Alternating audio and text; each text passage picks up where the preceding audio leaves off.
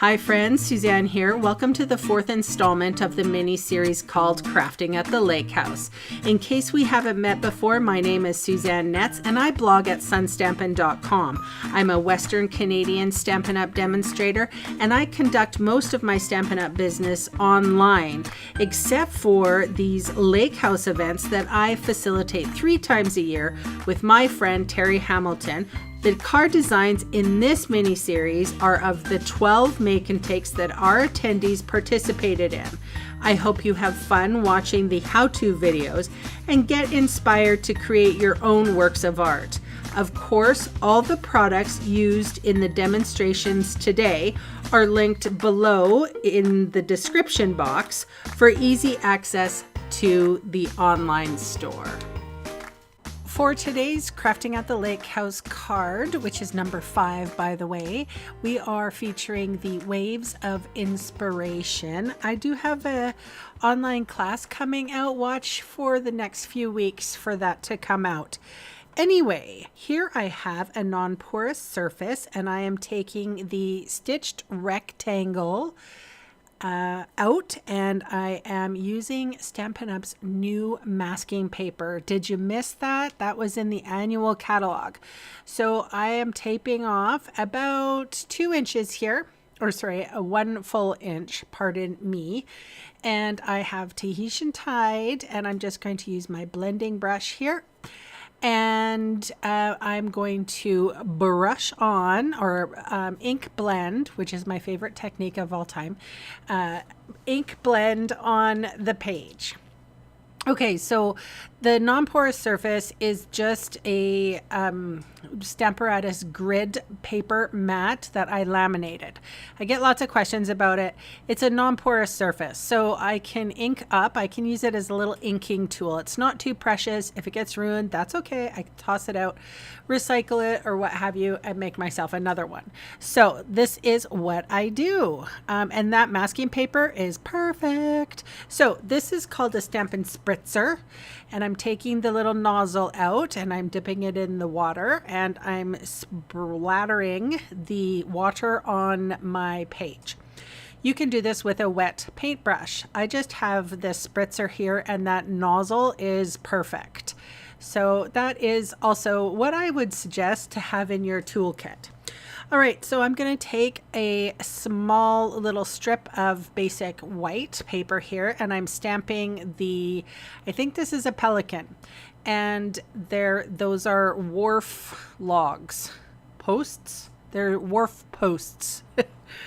I'm coloring the pelican's beak and its legs, as you can see close up.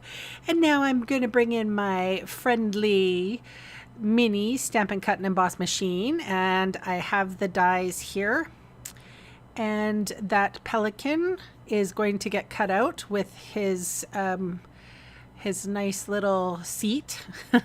I guess they're posts. I don't know. The one thing that I will tell you about the mini cut and emboss machine is that it is a tiny machine. It's not to do large jobs. It's to do small little ones. And even this one, I this is the I guess label for the kit, and I had a hard time pushing it through. So what I did was I changed directions and I just put it on angle and then it went through just fine. So sometimes it's sensitive. It's like a little baby. So I'm not going to put too many things on it at once. It is not like the big one. It is a smaller job deal. The nice thing is that it sits on my desk and I can use these little tiny dies and don't have to get the big one out. And this one is so handy just at my desk. I have a small space for crafting. It's also if you ever have a party, Stampin' Up! Party, and you are the host, you can get this particular machine with host benefits. So it brings that cost down. I think it was 80 something to half that price. All right, and so this is the Stampin' Up! Masking paper. I forgot to de-stickify it on my arm, and then I let it dry and sit there for a little bit. So I'm being very careful to take it off. I'm going in baby steps. And if I can feel any kind of paper tearing, which I just switch sides. So that being said, I had it came off perfectly with no issue. But if that ever happens to you, you might want to use the masking paper and just sort of rub it on your arm or your pant leg or something like that before you stick it to your project. All right, this is Starry Sky, and I have used my the sentiment strip, and I'm cutting off those little handle things because I like the look of that one better. I'm just getting all my components ready for this card. I'm doing some stamping now. This is the little seagulls, I guess, in the Waves of Inspiration bundle. Really like this bundle. It's super summery. I'm going to get on that online class here shortly, guys, so do watch for that. All right, here I'm going to put some of the components together anyway. I put the pelican and his perch up on dimensionals. The sentiment bit goes on just with plain adhesive. I don't know what it is about clouds or anything that sticks off of the page.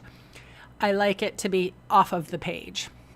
Okay, and before I adhere the clouds and stuff down, I just went in with my blending brush again, just to make the sky a little bit blue, just very, very lightly. I forgot to do that, but I got round to it. All right, so here my clouds are going off, and I have to stick this one off to the side. I don't know what it is. It makes me feel better. And then I was going to put this straight on the card, or sorry, the embossed piece, but I felt like it was wrong, so I had to put it on dimensionals. And let me think. This is the time-worn type embossing folder. It's good for anything. It takes the place of the subtle one that I really liked so much. So I am adhering that with Seal Plus on my Tahitian Tide card base. So that is a lovely color of blue, I have to say. It's kind of close to my car. I have a blue car. All right, everything gets popped up with dimensionals, and that's my card for today. This is the 5th card in the mini series, Crafting at the Lake House. Thanks for watching, and bye for now.